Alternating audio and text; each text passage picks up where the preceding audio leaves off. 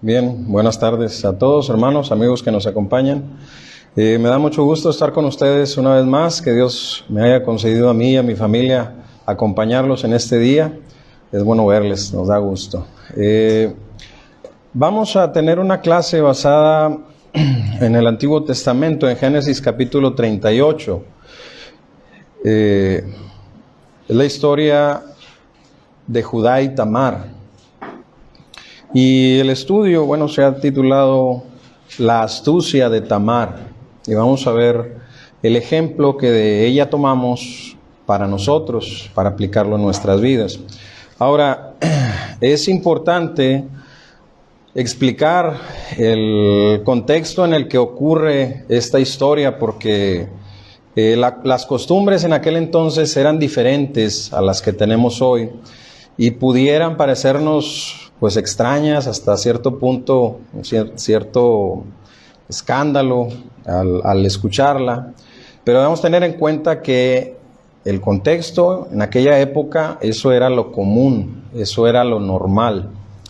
Y me refiero a el hecho, por ejemplo, en la ley de Moisés, pueden leer ustedes en Deuteronomio capítulo 25, verso 5, había una ley que cuando un hombre se casaba, si el varón llegaba a morir y no tenía descendencia, su mujer no había aún concebido, la ley era que uno de sus hermanos se casara con su cuñada y levantara descendencia a nombre de su hermano. Esto era para que el linaje, el nombre de su hermano no desapareciera y que quedara la genealogía de su hermano. Entonces, esto llegó a ser una ley bajo la ley de Moisés. Y esta ley, el tiempo en que estamos tomando nuestra elección en Génesis 38 es todavía antes de la ley de Moisés. En este tiempo era una costumbre, eso era lo normal, eso era lo común, eso era lo que se hacía. Si no sabemos esto y nada más leemos la historia, pues nos parece, ¿cómo es que el hermano se acuesta con su cuñada, etcétera, etcétera? Pues eso ya no se usa, eso ya no se hace, ya no es ley. Pero entonces eso era lo correcto, eso era lo común. Así se hacía por estas razones. Hablando acerca de la astucia, la característica que vamos a resaltar, Tamar fue una mujer astuta.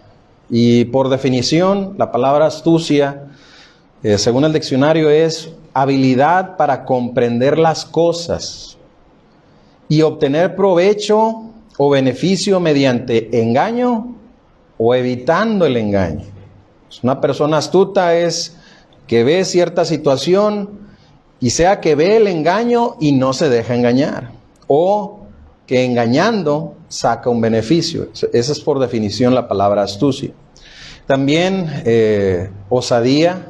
La palabra por definición es una persona, se hace referencia a una persona que se atreve a afrontar situaciones difíciles o peligrosas con valentía y entereza. Es decir, una persona osada es una persona atrevida, que se arroja, decimos nosotros, se avienta a hacer las cosas. Eso es osadía. Y estas dos características vamos a verlas, o las encontramos en la historia de Tamar. No quiero leer el capítulo completo, sería leer Génesis 38, del 1 hasta el verso 30, la historia de Judá y Tamar. En cambio, se las voy a platicar brevemente. Ustedes la pueden leer, constatar ahí en su Biblia, ya en sus casas, con más tiempo. Pues dice la Escritura que Judá, uno de los hermanos de José, hijo de Jacob, se aparta de sus hermanos. Y él se casa y tiene 3 hijos y consigue o escoge mujer para su primogénito, para el primer hijo. Y la Escritura nos dice que fue un hombre malo, así nada más es todo lo que dice de él. Y Dios le castiga y le quita la vida. No levantó descendencia. Entonces, conforme a las costumbres, le dice Judá a su hijo, a su hermano, a su hijo que era el hermano del difunto, dice: allégate a Tamar y levanta descendencia para tu hermano, a nombre de tu hermano. Y él lo hacía, pero no lo hacía bien. Es decir, se allegaba en lo físico, pero dice la Escritura, él vertía en tierra para no levantar descendencia a su hermano. Y de esto se desagrada a Dios y también le quita la vida. Entonces había un tercer hijo que se llamaba Sela, pero él era aún joven. Entonces la costumbre era que ahora Sela levantara descendencia. Esto era nombre del primogénito.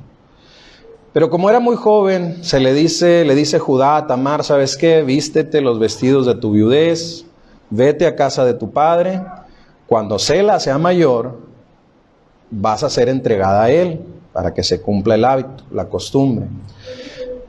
Y así se hace. Tamar se va a su casa, se viste los vestidos de su viudez y pues tiene que esperar y pasa el tiempo esperando. Y dice la Escritura que ella vio que pues Sela creció y ella no era entregada a él. Y pues quedó en esa espera. Ocurre también que Judá queda viudo. Su esposa, que le había dado 3 hijos, fallece y entonces él queda viudo. Y en esta historia, ya con Judá viudo, con Sela ya en edad para levantar descendencia a nombre de su hermano difunto, y Tamar en espera de poder cumplir esa responsabilidad, dice la historia que llegó el tiempo de esquilar las ovejas y se iba de un punto de una ciudad a otra. Judá iba a recorrer cierta distancia y se le avisa a Tamar. Y Tamar ve la oportunidad y dice que ella se viste, se quita los vestidos de su viudez y se viste como una ramera, se pone un velo y se viste como ramera. Y va y se pone en cierta ciudad, en cierto lugar, donde sabía que Judá iba a pasar, y ella queda en espera. Y pasó Judá y vio a Tamar, pero no la reconoce porque ella estaba velada, vestida de ramera. Y se acerca a ella y le dice, déjame allegarme a ti. Y Tamar, encubierta, le dice, pues, ¿qué me darás? Dice, un cabrito del rebaño. Bueno, ¿y qué me vas a dar de garantía antes de porque no traes el cabrito, ¿verdad? ¿Qué me vas a dar en prenda? ¿Qué quieres? Le dice Judá. Dame tu báculo, dame tu vara, dame tu cordón y tu sello. Era, digamos, la firma. El sello era con lo que se firmaba. Y el báculo era, así como nosotros reconocemos los autos, aunque hay muchos muy iguales. Mira, ese es el auto, ese es el carro del hermano Luis, ese es el carro de la hermana Ana. Nada más con verlos. Bueno, era algo muy similar con las varas. Esta es la vara de fulanito, de sutanito. Y esto es lo que Tamar le pide en garantía. Cuando tú traigas el cabrito, yo te voy a regresar estas cosas. Y está bien, se hace el trato. Tamar concibe de su suegro y se regresa a su casa, se quita aquellos vestidos y se vuelve a vestir de viuda. Judá, por ahí vemos que él intenta buscar a la ramera con la que estuvo para pagar el cabrito. Pues ya no la encuentra, pregunta a los hombres y bueno, él entrega el cabrito ahí a las personas de ahí para que lo tuvieran por justo, entre comillas, ¿verdad? Para que no fueran a decir, pues no pagó. Pasa el tiempo y pues se le notó a Tamar el embarazo y se le da el reporte a Judá. Se le dice a Judá, Tamar ha fornicado y el hecho es que ella está embarazada. ¿Qué hacemos? Y Tamar, una prontitud para juzgar y para castigar, dice, quémenla, mátenla, quémenla. Cuando llevaban a Tamar para ser castigada, para ser muerta, ella dice, dale a Judá estas cosas, el báculo, el cordón, el sello, y dile que del hombre que estoy, del dueño de estas cosas, es del hombre quien estoy embarazada. Y le llevan las cosas, y cuando Judá las ve, las reconoce como suyas, y dice, este hombre, más justa es esta mujer que yo. Evita, cancela el castigo, la toma como mujer, pero nunca más vuelve a estar con ella. Y ella concibió gemelos, podemos ver en los últimos versículos, que da a luz. Y se habla del hijo de Tamar, que era Fares, fue Fares. Y en esa es una historia también interesante, son apenas 3 versículos que al final consideraremos. Entonces, en resumen, esta es la historia, ¿sí? Entonces, vemos la astucia de Tamar para, con engaños, conseguir lo que ella quería. Ahora, ¿qué es lo que ella quería? ¿Sí? Ella quería cumplir con su responsabilidad de ser madre, de levantar descendencia a nombre de su marido. Eso era muy importante para las mujeres. Hoy en día las cosas han cambiado mucho, pero en aquellos entonces, hasta incluso en el tiempo de Jesús, la mujer estaba o existía su función, su propósito en la vida era casarse, atender a su marido, atender a sus hijos, procrear hijos.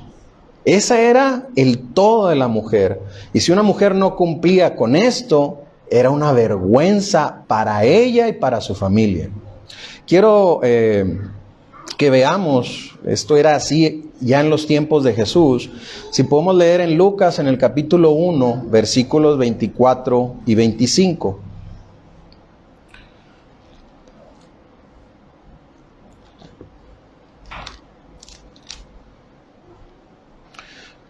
Dice la Escritura, es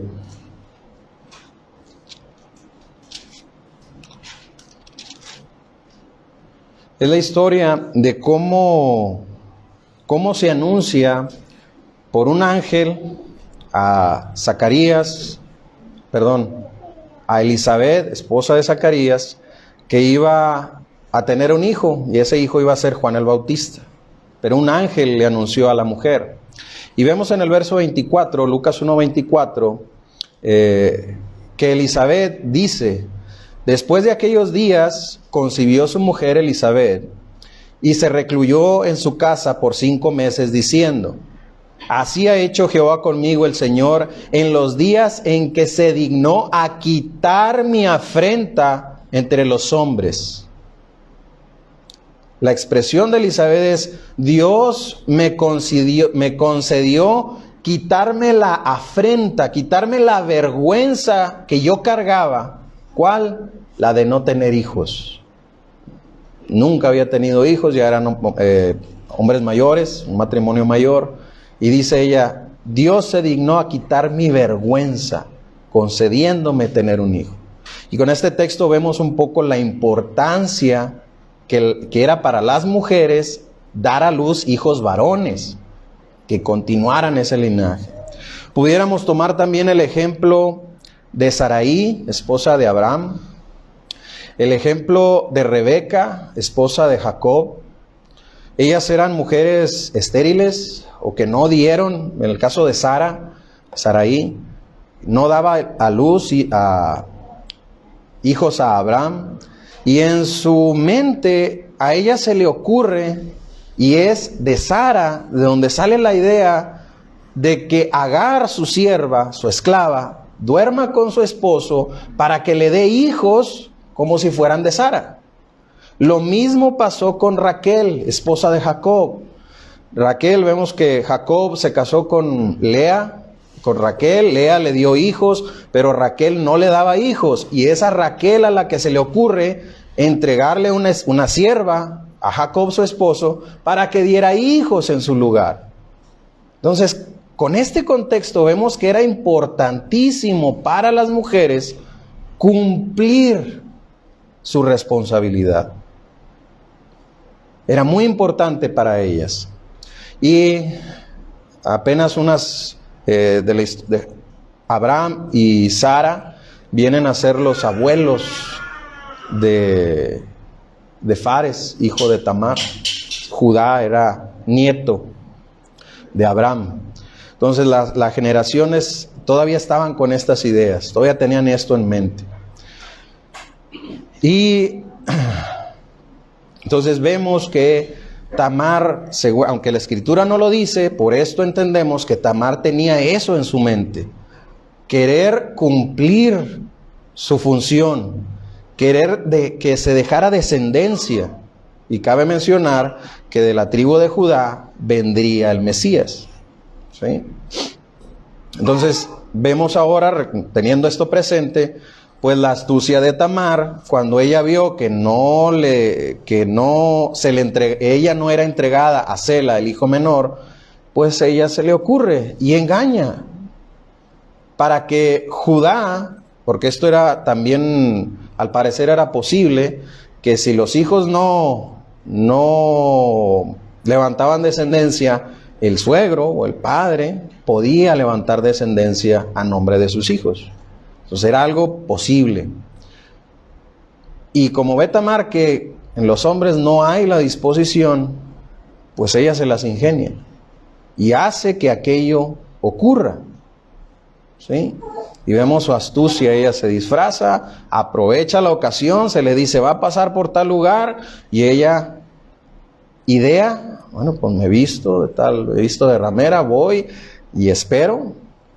Pero ella también pensó, bueno, ¿y qué voy a hacer yo cuando, si se cumple y quedo embarazada, qué voy a hacer cuando me quieran castigar por la fornicación? Porque pues se van a dar cuenta que yo estuve con un hombre, estando viuda. Me van a acusar, ¿qué hago?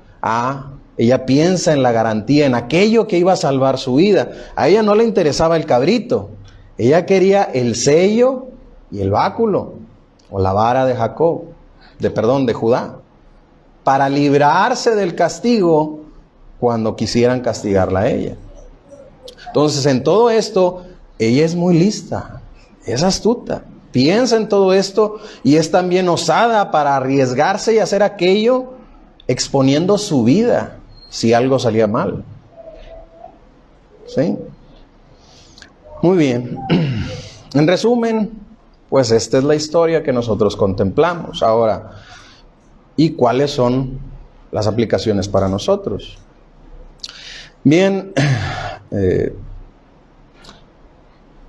es necesario para los cristianos, para los que quieren acercarse a Dios, es un requisito ser astutos. Se necesita de astucia para, en primer lugar, no dejarnos engañar por el pecado, porque en todos los cristianos, todos los que hemos obedecido el Evangelio, yo creo que en alguna ocasión se nos ha dicho, hombre, no vayas, no pasa nada. ¿Para qué vas a la reunión? ¿Para qué haces esto? ¿Por qué te privas de hacer esto otro? No pasa nada. Nos dice la gente que no tiene temor de Dios. O a veces hasta nosotros mismos nos vemos tentados, escuchando nuestro propio corazón, nuestros propios deseos. ¿Pero qué es aquello? Eso es un engaño. Sea que alguien nos quiere engañar, o sea que nos querramos engañar nosotros mismos, tenemos que ser astutos y decir, no, si yo hago tal cosa, voy a tener tales consecuencias. Y ese es el problema de muchas personas. No piensan en las consecuencias de sus acciones y son fácilmente engañados por sectas que disfrazan la verdad y la convierten en pecado, en mentira, en el error, por hombres, por costumbres, pero porque la persona se deja engañar por falta de astucia, no por falta de inteligencia, sino porque no piensa en las consecuencias. Como vimos en la definición, astucia es para no ser engañado o para engañar y sacar beneficio. Es en los dos sentidos esa palabra. Vamos a leer en Mateo, en el capítulo 10, versículo 16. Estas son palabras de Jesús.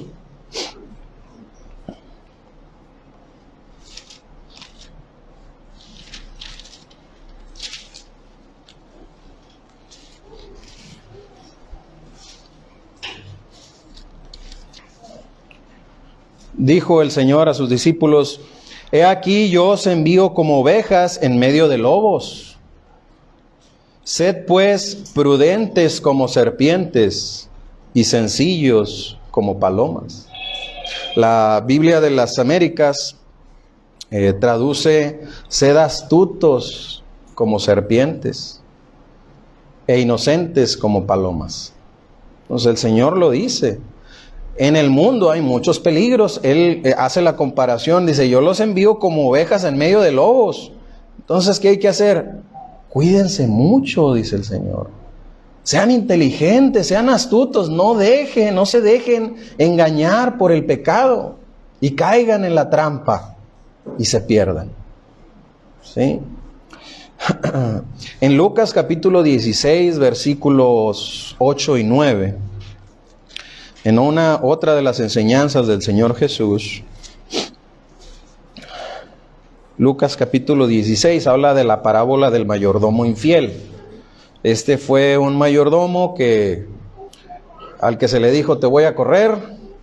Y él dice: pues ¿qué voy a hacer después de que me corran? Trabajar, pues nunca he trabajado, y mendigar me da vergüenza. Entonces él dice: ya sé qué voy a hacer. Mi señor ha sido injusto cobrando intereses. Y le empezó a llamar a todos a los acreedores. Dice: ¿cuánto le debes tú? Dice: yo le debo 60. Ten, escribe 30. ¿Cuánto le debes tú? Pues yo le debo 20. Ten, escribe 10. Comenzó a hacer favores para que cuando lo corrieran, pues estaba en bien con aquellas otras personas a las que había favorecido. Y si leemos en el verso 8, versos 8 y 9, Lucas 16, dice la Escritura: y alabó el amo al mayordomo malo por haber hecho sagazmente, porque los hijos de este siglo son más sagaces en el trato con sus semejantes que los hijos de luz. Dice el verso 9: y yo os digo, dice el Señor, ganad amigos por medio de las riquezas injustas, para que cuando éstas falten, os reciban en las moradas eternas. ¿Cuáles son las riquezas injustas? Todo lo que Dios nos da. Si Dios fuera justo y nos diera lo que merecemos, hubiésemos muerto hace mucho. Todo lo que recibimos de Dios es por su gracia, es por su favor. Inteligencia, bienes materiales, todo. Y esas son las riquezas que tenemos y son injustas. ¿Y qué dice el Señor con esta lección? Aprovechen esas riquezas para hacer amigos en los cielos, para que cuando ya no estemos aquí, cuando éstas ya no existan, nos reciban en los cielos. La idea de hacer tesoros en el cielo y no en la tierra. ¿Sí? Esa es la enseñanza que Jesús da acerca de la astucia, de aprovechar las oportunidades que se presentan.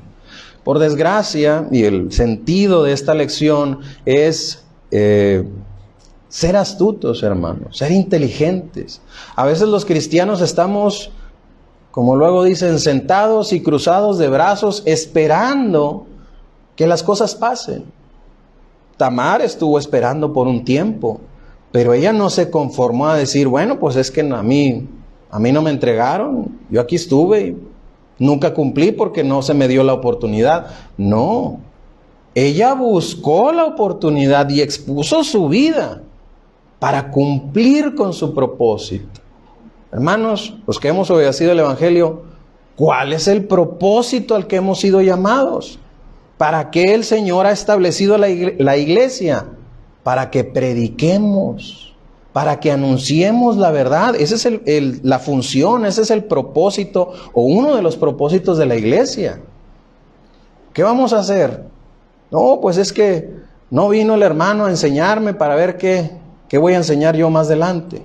Ya estamos y pasan los años y cruzados de brazos, no crecemos, no buscamos. No, hay que ser listos. Y nosotros ver, ¿qué tengo que enseñar? Pues tengo que enseñar de estas cosas, necesito aprenderlas. Y si no me las dan, a ver cómo las consigo. Buscar la manera. Dice en Mateo capítulo 6, versículo 33, que es un texto que citamos mucho para hablar con aquellas personas que no obedecen al Evangelio, que no han obedecido al Evangelio. y les decimos, ¿sabes qué? Es que es más importante, son más importantes las cosas espirituales. Y le citamos este pasaje, por lo menos la primera parte.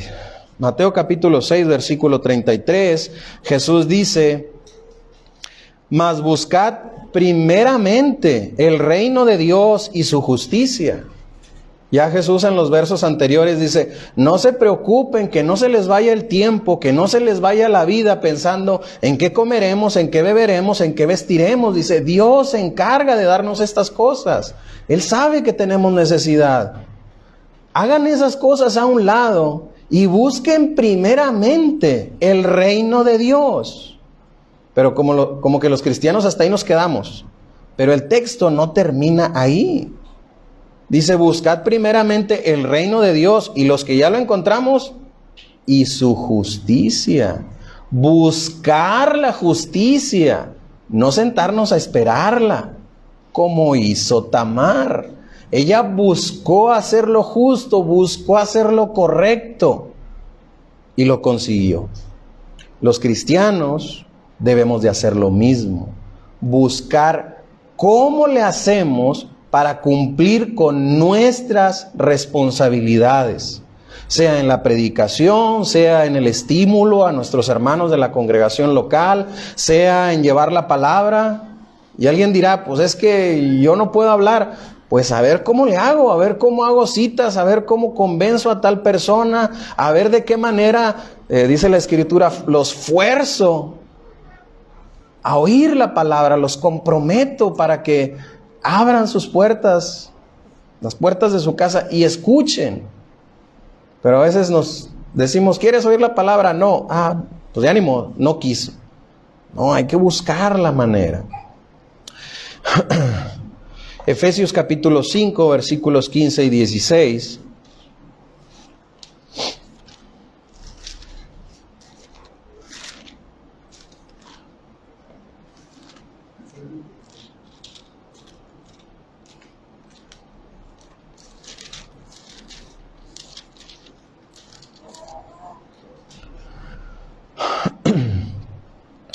Dice en la carta a los Efesios, capítulo 5, versículos 15 y 16. Dice el verso 15, mirad pues con diligencia cómo andáis, no como necios, sino como sabios, aprovechando bien el tiempo, porque los días son malos.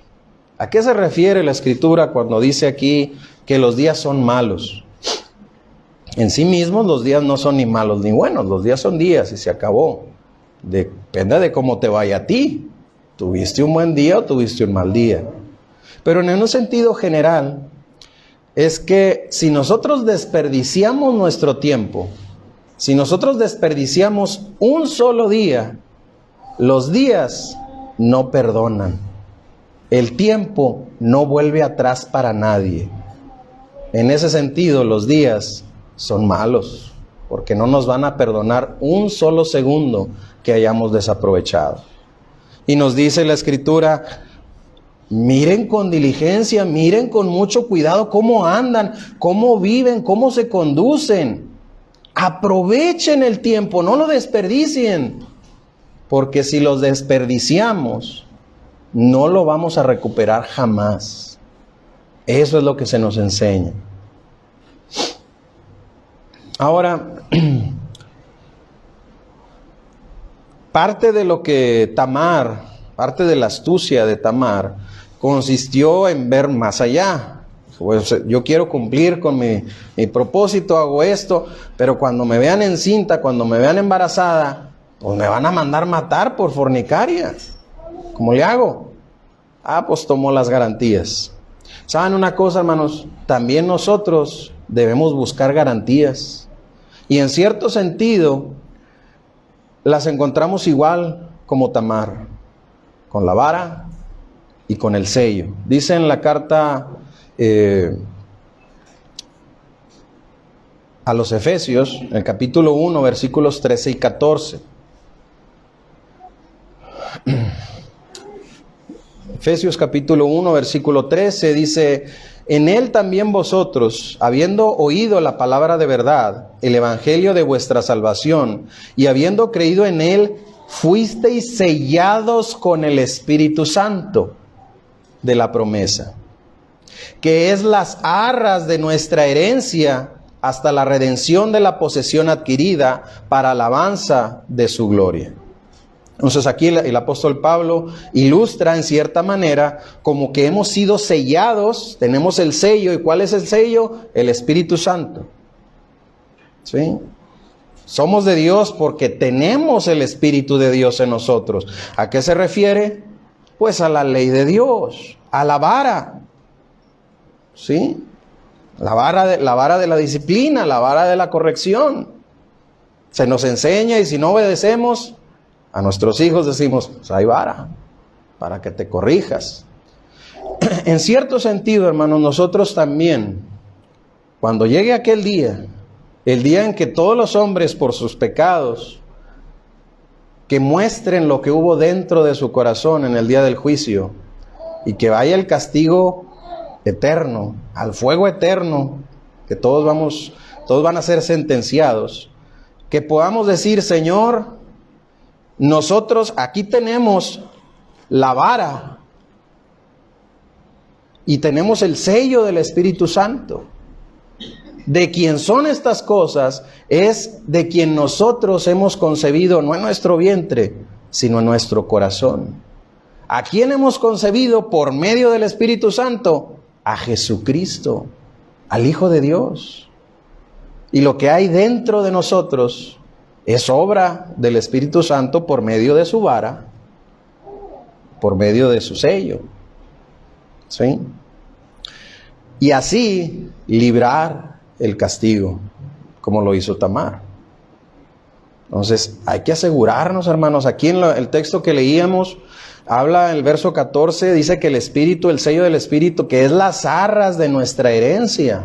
La figura de las arras es la promesa. Cuando alguien se casa, se entregan las arras, es así como te estoy dando estas arras, yo te prometo, es la garantía de que yo te voy a sustentar, le dice el hombre a la mujer, porque es quien entrega las arras.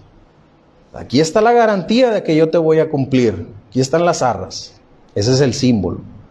Entonces nosotros también tenemos garantías, debemos tomar esas garantías, cumpliendo con la voluntad de Dios, aferrándonos a sus promesas, por medio de la obediencia, para que en aquel día, Señor, aquí está, lo que se formó en nosotros es tu Hijo.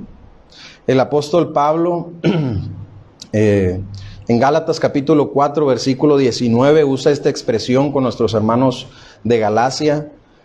Gálatas 4, 19, dice la Escritura, hijitos míos, por quienes vuelvo a sufrir dolores de parto, hasta que Cristo sea formado en vosotros.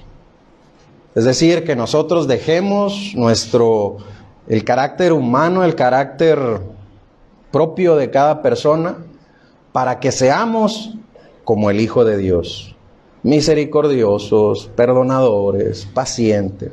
Es decir, para que nosotros nos transformemos. Y aquí Pablo usa esa figura. Dice, yo sufro dolores de parto hasta que Cristo se forme en ustedes. ¿En dónde? En su corazón. ¿Sí? Y esa es la garantía. ¿Qué hallamos de esto, hermanos? Después, Tamar fue muy astuta, fue muy osada, muy arrojada, mucho valor en ella. Fue astuta y fue bendecida por Dios. ¿Cómo sabemos que fue bendecida por Dios? Tuvo gemelos, concibió gemelos. Vamos a leer ahí en Génesis 38, los últimos versos, para considerar también un poco acerca, lo poquito que se dice acerca de Fares, el hijo de Tamar, el primogénito de Tamar.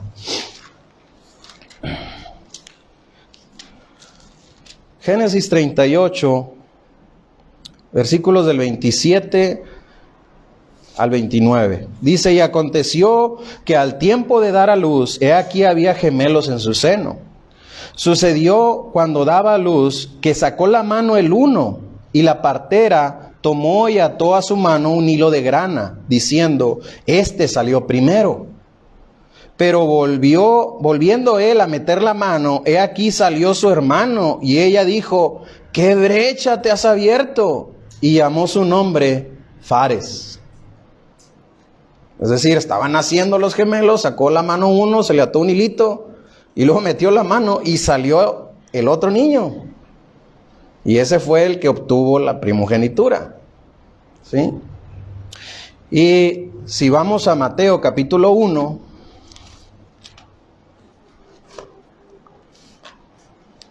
versículo 3, se habla de la genealogía de Jesús. Bueno, en este caso es la genealogía de José.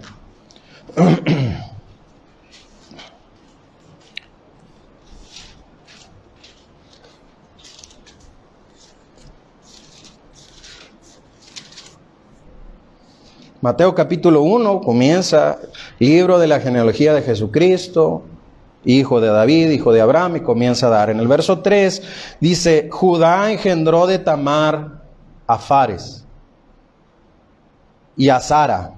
Fares a Esrom y Esrom a Aram, y comienza con la genealogía, pero ahí se menciona, y es claro, Judá engendró de Tamar a Fares.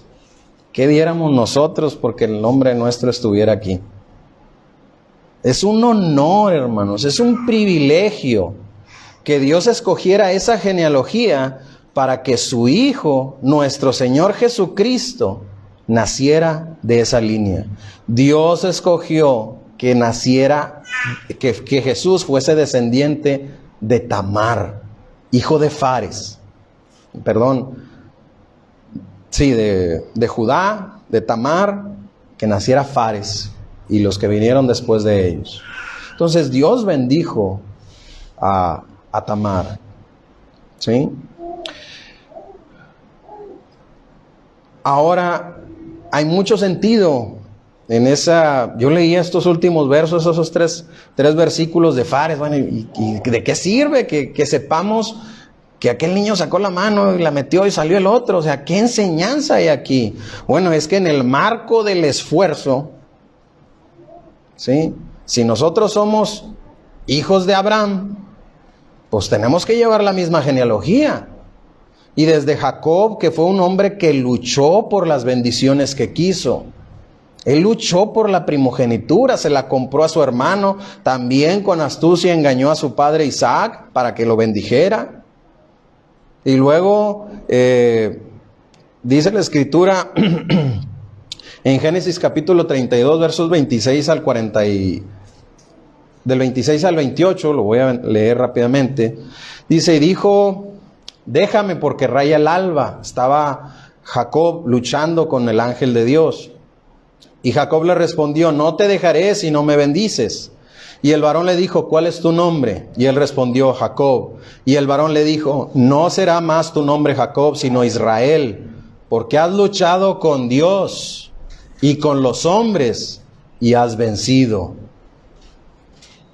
Entonces, la historia de Jacob se enmarca en el esfuerzo, en la lucha por conseguir lo que él quería. Luego viene, hijo de Jacob, es Judá. Y Tamar también se enmarca en esa sagacidad, en esa inteligencia para conseguir cumplir con su responsabilidad. En cierto sentido, esos son nuestros padres. Y luego Fares, y aquí podríamos aplicarlo a aquella persona que quiere obedecer el Evangelio, dice...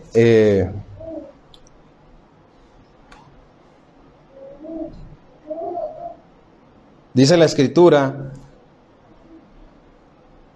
que el reino de los cielos sufre violencia y los violentos lo arrebatan. Dice, desde los días de Juan el Bautista, el reino de los cielos sufre violencia y los violentos lo arrebatan. La idea de violentos es valientes, es osados. ¿Por qué dice la Escritura que desde los días de Juan el Bautista? Porque, por ejemplo, la circuncisión no se le preguntaba a los niños si querían ser circuncidados. Se les circuncidaba y ya. Pero para el arrepentimiento de Juan el Bautista, la persona tenía que decir, levantar su mano, decir, yo quiero ser bautizado, y ser bautizado por Juan. Y hoy en día, también para llegar a la obediencia al Evangelio, hay que ser valientes para decir, yo quiero. Así como aquel niño salió, sacó la mano y se la metió y salió el otro. Luchando, esforzándose. También para la obediencia al Evangelio es necesario que seamos valientes, osados, atrevidos de decir, yo quiero. En primer lugar, obedecer. Y cuando hay oportunidad de hacer algo por la causa del Evangelio, es decir, en la idea de buscar la justicia del reino, cuando hay un hermano enfermo, deberíamos decir, yo quiero ir a visitarlo. ¿Sí? Para hacer lo correcto, los cristianos deberíamos estar luchando y esforzándonos. No, yo voy, no voy yo, déjame a mí. Para nacer en el Evangelio. Y una vez nacidos, seguir en esa lucha, esforzándonos para cumplir nuestras responsabilidades delante de Dios.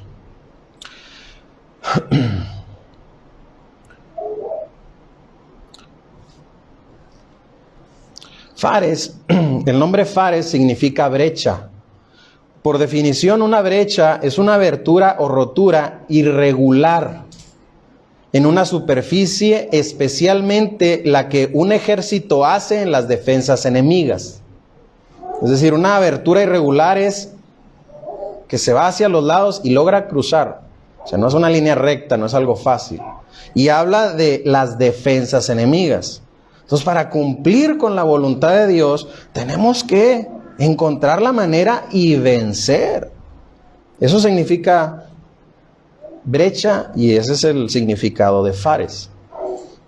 Nuestros patriarcas, nuestros antepasados en un sentido espiritual. Así debemos ser también nosotros. El texto que mencionaba era Mateo 11:12 y los violentos lo arrebatan. Leyendo la segunda carta a Timoteo, capítulo 1, versículo 7, dice la Escritura, porque no nos ha dado Dios espíritu de cobardía, sino de poder, de amor y de dominio propio. Entonces Dios no nos ha dado un espíritu para hacernos cobardes, para decir, no, yo no, ve y dile tú, no, yo no predico, predica tú. Ese no es el espíritu que Dios nos ha dado, sino de poder. Y la palabra poder viene de la palabra que hoy conocemos como dinamita. ¿Qué es la dinamita? La ponen aquella pólvora de la dinamita y la meten entre las piedras en las montañas y la hacen estallar para quebrar y hacer caminos. Es pura energía, es pura fuerza la dinamita. Y así el hombre con su voluntad. Hay voluntades de los hombres que cuando quieren hacer algo, luchan y se esfuerzan y lo logran. Dios nos ha dado un espíritu de poder, no de no poder. ¿Sí?